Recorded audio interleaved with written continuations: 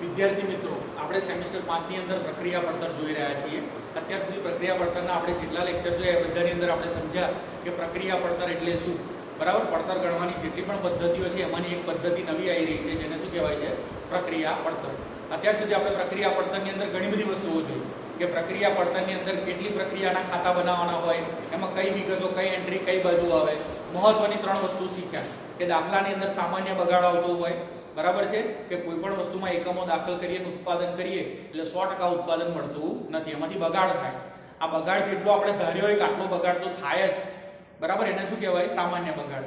એમાં ધારેલા બગાડ કરતાં વધારે બગાડ થાય તો આપણે એને અસામાન્ય બગાડ કહીએ, અને ધારેલા બગાડ કરતાં ઓછો બગાડ થાય તો એ જે પછી જે ઉત્પાદન સારું બન્યું એને શું કહીએ છીએ, અસામાન્ય વધારો કહેવામાં આવે છે, બરાબર। તો એના રિલેટેડ આપણે આગળના વિડીયોમાં, લેક્ચરમાં, દાખલામાં આપણે દાખલા પણ જોયા। આજે એક એવો દાખલો જોઈએ છે કે જે દાખલો બધી જ પ્રક્રિયાઓની અંદર આવતો હોય, પ્રક્રિયા પડતરને જે પૂરી રીતે ન ગણાય એ રીતનો દાખલો આપણે જોઈએ છીએ। એ દાખલાની રકમ છે, એક વસ્તુ તૈયાર થતા પહેલા 3 પ્રક્રિયાઓમાંથી પસાર થાય છે, બરાબર। એટલે કાચો માલ પહેલી પ્રક્રિયામાં નાખો, પછી તૈયાર થાય પછી એ માલ બીજી પ્રક્રિયામાં નાખો, પછી તૈયાર થાય પછી એ માલ ક્યાં નાખવાનો છે, ત્રીજી પ્રક્રિયામાં। 3 પ્રક્રિયામાં નાખવાનો છે। એક માસની વિગતો નીચે મુજબ આપેલી છે, બરાબર। એક માસનું જે કંઈ પણ ઉત્પાદન થતું હશે એની બધી વિગતો આપણને આપેલી છે। વિગતો છે પ્રક્રિયા 1, પ્રક્રિયા 2 અને પ્રક્રિયા 3 ની। માલ સામાનનો ખર્ચો પ્રક્રિયા 1 માં 2000 થાય છે, આમાં 3020 થાય છે, આમાં 3462। પ્રત્યક્ષ મજૂરીનો ખર્ચો પ્રક્રિયા 1 માં 3500, 4226, 5000 અને ઉત્પાદનના ખર્ચા 1500, 2000 અને 2500 રૂપિયા ખર્ચો થાય છે। પ્રક્રિયા 1, 2, 3 નો જે ખર્ચાઓ થતા હોય એ આપણને ખબર છે, પ્રક્રિયા ખાતું બનાવીએ એટલે બધો દાખલ કરેલો માલ અને ખર્ચાઓ બધા કઈ બાજુ આવે, ઉધાર બાજુ, બરાબર છે, આપણે જાણીએ છીએ। તો આ બધા ખર્ચાઓની એન્ટ્રી મોટે ભાગે કઈ બાજુ આવશે, ઉધાર બાજુ। નીચે આપણને કહ્યું છે પ્રક્રિયા 1 માં દાખલ કરેલ 1000 એકમો 5 લેખે હતા, બરાબર। 1000 એકમો દાખલ કર્યા અને એકમ દીઠ કિંમત કેટલી હતી, 500 રૂપિયા। એટલે આપણને પહેલા કઈ વિગતો મળી ગઈ, દાખલ કરેલા એકમો મળી ગયા કે જે ઉધાર બાજુ પહેલી વિગત આવશે 1000 એકમો, તથા બધા જ ખર્ચા મળી ગયા પ્રક્રિયા 1। અત્યારે પહેલા માત્ર પ્રક્રિયા ખાતું એક જ બનાવીએ છીએ, પ્રક્રિયા ખાતું 1 સમજી લઈએ, પછી પ્રક્રિયા ખાતું 2 અને 3 વાળા પરથી સમજીએ। અત્યારે આપણે માત્ર પ્રક્રિયા ખાતું 1 જ સમજીએ છીએ। તો પ્રક્રિયા 1 માં દાખલ કરેલા માલ સામાનના એકમો કેટલા છે, 1000। એક નંગની કિંમત કેટલી છે, 5 રૂપિયા। તો દાખલ કરેલા એકમો મળી ગયા આપણને, બધા ખર્ચા મળી ગયા, બરાબર। તો જેટલી વિગતો પહેલા મળી એ આપણે લખતા જઈએ છીએ। પ્રક્રિયા ખાતું સામાન્ય રીતે બનાવતા હોય તો પ્રક્રિયા ખાતું કઈ રીતે બને, ખાતું છે એટલે એની કઈ બાજુ હોય, ઉધાર અને જમા। વિગત એકમો રૂપિયા, વિગત એકમો રૂપિયા, બરાબર। તો પ્રક્રિયા 1 માં સૌપ્રથમ પહેલા પેલું આપેલું છે કે દાખલ કરેલ એકમો, દાખલ કરેલ એકમો કેટલા છે, 1000। એક એકમની કિંમત કેટલી છે, 5 રૂપિયા, એટલે 1000 ગુણ્યા 5 કેટલા રૂપિયાના થશે, 5000 રૂપિયાના એકમો થશે, બરાબર છે। ચલો આ પહેલી એન્ટ્રીની વિગત આપણે આપી। ત્યાર પછી પ્રક્રિયા 1 ના ખર્ચાઓ, પ્રત્યક્ષ માલ સામાન, મજૂરી અને ખર્ચાઓ। તમે છેલ્લા 3 સેમેસ્ટરથી ભણતા આયા કે ઉત્પાદન કરવું હોય અથવા કોઈ પણ વસ્તુ બનાવવું હોય એની પડતર ગણી હોય એટલે 3 ખર્ચા મુખ્ય આવે, માલ સામાન, મજૂરી અને અન્ય ખર્ચા। એ જ 3 ખર્ચા અહીં આપેલા છે। માલ સામાન છે, બરાબર છે, પ્રત્યક્ષ માલ સામાન આપેલો છે, કેટલો છે, 2000 રૂપિયાનો પ્રક્રિયા 1 માં 2000। ત્યાર પછી છે પ્રત્યક્ષ મજૂરી, સીધી મજૂરી જેને કહેવાય, તો પ્રત્યક્ષ મજૂરી ખર્ચ પણ અહીંયા આપેલો છે, કેટલો આપ્યો છે, 3500, બરાબર છે। અને ત્યારબાદ ત્રીજું આપ્યું છે ઉત્પાદનના ખર્ચા, ઉત્પાદનના ખર્ચા અથવા અન્ય ખર્ચા જે વધારાના કહેવાય, પરોક્ષ ખર્ચા, ઉત્પાદનના પરોક્ષ ખર્ચા કેટલા આપેલા છે, 1500, બરાબર। તો અહીંયા બધા ખર્ચા આપેલા છે, એ બધા ખર્ચા આપણે લખી નાખ્યા સામાન્ય રીતે, બરાબર છે। તો પ્રક્રિયા 1 ની અંદર જે આપેલા ખર્ચાઓ લખી નાખ્યા, દાખલ કરેલા એકમો લખી નાખ્યા। નીચે બીજું ટેબલ આપ્યું છે, વધારાની વિગતો આપેલી છે।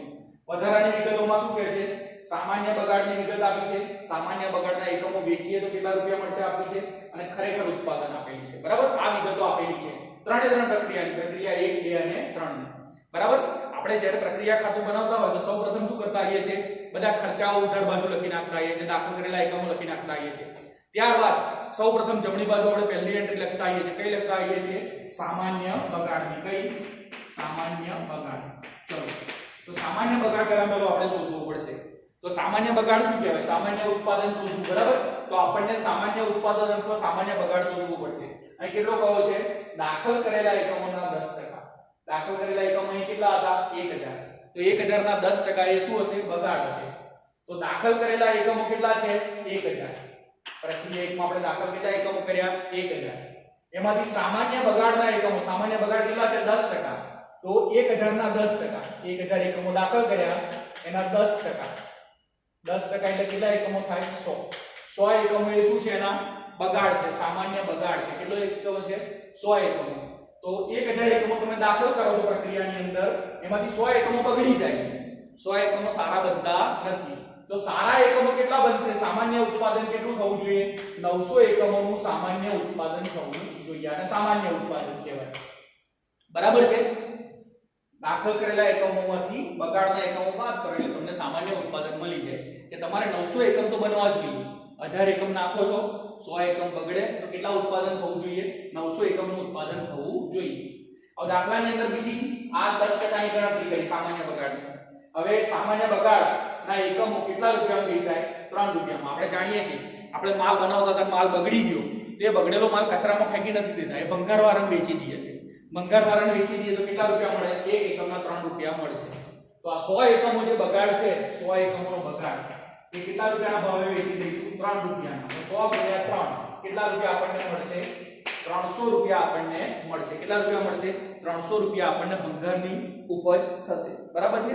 તો અહીંયા ઘડી બગાડના એકમો 10% શોધી નાખ્યા, 3 રૂપિયામાં વેચી પણ દીધા. હવે અહીંયા આપ્યું છે ખરેખર ઉત્પાદન. ખરેખર ઉત્પાદન કેટલા એકમો થયું? 920. આપણી ગણતરી હતી કે 1000 એકમ દાખલ કરીએ, 100 એકમ બગડશે, 900 એકમ આપણને મળશે. પહેલેથી હવે આપણી ગણતરી હતી. પણ ખરેખર પ્રક્રિયાનું જ્યારે ઉત્પાદન આપણે કર્યું તો ખરેખર ઉત્પાદન આપણને કેટલું મળ્યું? 920 એકમ મળ્યું. કેટલો એકમો મળ્યું? 920 એકમ. બરાબર છે? હવે 900 એકમ મળવા જોઈએ તો મળ્યા કેટલા? 920. તો આને અસામાન્ય બગાડ કહેવાશે કે અસામાન્ય વધારો કહેવાશે? આપણે ધાર્યું હતું 900 એકમો મળશે, પણ આ તો 920 મળ્યા. વધારે સારા એકમો કેટલા બન્યા? 20. તો આને શું કહેવાશે? અસામાન્ય વધારો. કેટલો વધારો કહેવાશે? અસામાન્ય વધારો. 920 માંથી 900 જાય તો કેટલા એકમો વધારે સારા બન્યા? 20 એકમ. તો આ 20 એકમને શું કહેવાશે? અસામાન્ય વધારો. બરાબર છે? 900 એકમમાં જો 900 એકમની જગ્યાએ 920 એકમની જગ્યાએ 880 એકમ બન્યા હોત તો 900 એકમ ઉત્પાદન થવું જોઈતું હતું, પણ 920 ની જગ્યાએ ખરેખર ઉત્પાદન કેટલું થયું હોત? 880 હોત તો 20 એકમ શું થાત? અસામાન્ય બગાડ ગણાય. બરાબર? અને 900 એકમનું ઉત્પાદન થવું જોઈએ, સામાન્ય ઉત્પાદન, અને ખરેખર ઉત્પાદન પણ 900 એકમ હોત તો ના અસામાન્ય વધારો આવત કે ના અસામાન્ય બગાડ આવત. તેમાંથી એક પણ આવત નહીં. અહીં શું આવે છે? અસામાન્ય વધારો આવે છે. બરાબર છે? તો અસામાન્ય વધારો કેટલા એકમનો આવે છે? 20 એકમનો. હવે મેં તમને કહ્યું હતું કે જ્યારે પણ અસામાન્ય વધારો આવે કે અસામાન્ય બગાડ આવે એની એન્ટ્રી આવે. જો અસામાન્ય બગાડ આવે તો એની એન્ટ્રી કઈ બાજુ આવે? જમા બાજુ આવે. અને અસામાન્ય વધારો હોય તો એની એન્ટ્રી કઈ બાજુ આવે? ઉધાર બાજુ. તો અસામાન્ય વધારાની એન્ટ્રી અહીં આવશે. અસામાન્ય વધારો 20 એકમ વધારાના થયા. કેટલા એકમ વધારાના થયા? 20 એકમ. બરાબર છે? હવે અહીં એકમ દીઠ કિંમત આપણે શોધવાની છે. બરાબર? કે અસામાન્ય ઉત્પાદનની એકમ દીઠ પડતર. તો એકમ દીઠ પડતર માટે શું અહીંયા સૂત્ર છે? આપણે જોયું ગયા લેક્ચરની અંદર કે અસામાન્ય વધારો, બગાડ અથવા અસામાન્ય ઉત્પાદનની પડતર આપણે શોધવી હોય, બરાબર? તો અસામાન્ય ઉત્પાદનની પડતર કેવી રીતે શોધાય? તો અસામાન્ય ઉત્પાદનની પડતર સામાન્ય ઉત્પાદનના ખર્ચા માઈનસ બગાડની ઉપજ. હવે સામાન્ય ઉત્પાદન આ આપણે ઉત્પાદન કરીએ છીએ એનો આટલો ખર્ચો થાય છે. 5000 એકમોનો ખર્ચો, 2000 માલ સામાન, 3500 મજૂરી, 1500 આ ટોટલ ખર્ચાનું ટોટલ કરવાનું. 5000, 2000, 3500 ને 1500 ટોટલ કેટલા ખર્ચો થાય છે? 5 ને 7. બરાબર? ટોટલ કેટલા ખર્ચો થાય છે? અંદાજે 12000 ખર્ચો થાય છે. કેટલો થાય છે? 12000. ઉત્પાદનમાં પ્રક્રિયા એકમાં આપણો સામાન્ય ઉત્પાદનનો ખર્ચો કેટલો આવે છે? 12000. પણ 12000 ખર્ચ થતો નથી. આજે 100 એકમ બગડી ગયા એને આપણે વેચી દીધા 3 રૂપિયાના ભાવે, એટલે આપણને કેટલા રૂપિયા મળશે? 300 રૂપિયા. તો આ 300 રૂપિયામાંથી બગાડની ઉપજ શું થશે? બાદ થશે.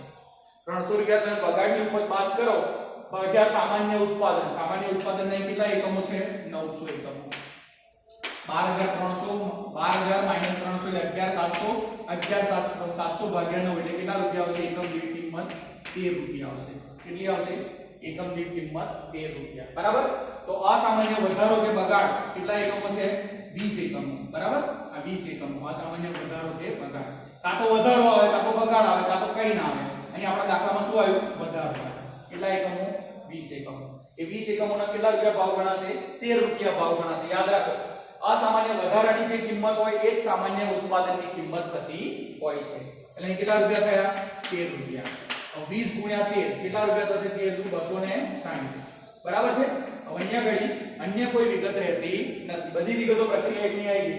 આ વિગતો આવી ગઈ, આ વિગતો આવી ગઈ, આ ત્રણે ત્રણ વિગતો આવી ગઈ. અહીંયા બધી ગણતરી પણ કરી દીધી. બરાબર છે. હવે અહીંયા ઘડી 20 એકમો છે. એકમ દીઠ કિંમત કેટલી છે? 13 રૂપિયા. એની ગણતરી કરવી હોય તો એનું સૂત્ર પણ છે કે અસામાન્ય બગાડ અથવા વધારાની પડતર. આ દાખલામાં બગાડ છે ને, બગાડ કાઢી નાખો. આ દાખલામાં શું છે? વધારો. તેની પડતર માટેનું શોધવા માટેનું સૂત્ર શું છે? અહીં આપણે ડાયરેક્ટ કરીએ. 20 એકમો છે, 13 રૂપિયાનો ભાવ, 20 ગુણ્યા 13 કેટલા થઈ ગયા? 260. એની અહીંયા ગણતરી કરવાની છે સૂત્રથી. જો ગણતરી કરવી હોય તો સૂત્રથી પણ ગણતરી થઈ શકે. AB abnormal profit. બરાબર. એબનોર્મલ શું કહેવાશે? પ્રોફિટ. બરાબર. આપણને વધારો થાય છે એટલે એબનોર્મલ પ્રોફિટ AB કહેવાશે. એને NC એટલે સામાન્ય પડતર ભાગ્યા NP સામાન્ય ઉત્પાદન. સામાન્ય પડતર આ રહી. સામાન્ય પડતર કેટલી થાય છે? 12000 - 300 11700. અને સામાન્ય ઉત્પાદન કેટલા એકમ છે? 900 એકમ. અને અસામાન્ય વધારાના એકમો, અસામાન્ય વધારાના એકમો કેટલા છે? 20. તો 20 ગુણ્યા 11700 ભાગ્યા કેટલા થશે? 900. 11700 ભાગ્યા 900 એટલે 20 ગુણ્યા 13 એટલે ટોટલ કેટલા રૂપિયા મળશે? 260. 260 રૂપિયા આપણે વધારાના જે એકમો બનશે એના 260 રૂપિયા કમાઈશું. 260 રૂપિયા નફા નુકસાન ખાતે જાય. ક્યાં જાય? અસામાન્ય વધારો થયો એટલે એનું ખાતું બનાવવું પડશે. અને એ ખાતે નફો કેટલો જશે? 260. પણ એની ગણતરી કરીશું. પૂરેપૂરો નફો ના જાય. બરાબર છે. હવે ઘડી ટોટલ કરીએ. બરાબર. અહીં 12000 હતા. આટલા રકમનું ટોટલ 12000 તો દીધું વત્તા 260 ટોટલ કેટલા થાય? 12260. 1020 એકમ. એને આ બાજુ લાવો. 1020 એકમ 12260. બરાબર છે. આમાંથી આ બાદ કરો કેટલા એકમ આવશે? 920 એકમ. શું લખાશે? પ્રક્રિયા 2 ખાતે લઈ ગયા. આ પ્રક્રિયા 1 નો તૈયાર માલ પ્રક્રિયા 2 માટે શું કહેવાશે? કાચો માલ કહેવાશે. શું કહેવાશે? કાચો માલ. રકમ કેટલી આવશે? 12260 - 300 કેટલા આવશે? 11960. બરાબર છે. ચલો હવે આ આપણું અહીંયા પ્રક્રિયા ખાતું પતી ગયું. કયું ખાતું પતી ગયું? પ્રક્રિયા. પણ એમાં શું આવે છે? અસામાન્ય વધારો આવે છે. અસામાન્ય વધારો આવે તો અસામાન્ય વધારાનું ખાતું નીચે બનાવવું પડે. ભલે અંદર 2 જ એન્ટ્રી આવે પણ એના માટે ખાતું બનાવવું પડે. અહીં ખાતું બનશે અસામાન્ય વધારાનું. જો અસામાન્ય બગાડ આ બધું આવ્યો તો એનું પણ ખાતું બને. ચલો અસામાન્ય વધારો એ કેટલો છે? ઉધાર બાજુ છે. કેટલા છે? અસામાન્ય વધારો પ્રક્રિયામાં વધારો કેટલો છે? 20 એકમનો. કેટલાનો? 260 નો. આપણે એમ માનીએ છીએ કે આ 20 એકમ સારા બન્યા એટલે 260 નો નફો થયો. 20 એકમ સારા બન્યા એટલે કેટલાનો નફો થયો? 260 નો. ઉધાર બાજુ લઈ જાઓ. 20 એકમ સારા બન્યા 260 નો નફો થયો એવું આપણે માનીએ છીએ. પણ જો આ 20 એકમો ખરાબ બન્યા હોત તો ભંગાર કિંમત આપણને 3 રૂપિયા તો મળવાની જ હતી. કેટલી મળવાની હતી? 3. ભંગારની જતી કરેલી કિંમત. બરાબર. ઉપરની 20 એકમો ખરાબ બન્યા હોત તો 3 રૂપિયા ભંગારમાં વેચાવાના જ હતા. ભંગાર કિંમત 3 રૂપિયા માલ લઈ જ જાત પેલો. તો 20 ગુણ્યા 3 કેટલા આવશે? 60 રૂપિયા તો આપણને મળત જ જો બગડ્યા હોત તો પણ. તો આપણો ચોખ્ખો નફો કેટલો આવ્યો? 260 માંથી 60 બાદ કરો. ચોખ્ખો નફો કેટલો આવ્યો? 200. અહીં શું લખાશે? નફો નફા નુકસાન ખાતું. આપણે એમ માનીએ છીએ 260 રૂપિયા ચોખ્ખો નફો થયો પણ 260 ચોખ્ખો નફો નથી થયો. 60 રૂપિયા બાદ કરો પડતરની કિંમત ભંગારની પડતરના તો ટોટલ ચોખ્ખો નફો કેટલો આવે? 200. આ પ્રક્રિયા ખાતું કયું બન્યું આપણું? 1. આવા પ્રક્રિયા 1 ની જે આ વિગત છે પ્રક્રિયા 2 ની શરૂની બાકી થશે. કઈ થશે? શરૂની બાકી. હવે આપણે પ્રક્રિયા ખાતા નંબર 2 જોઈશું બીજા વિડિયોમાં.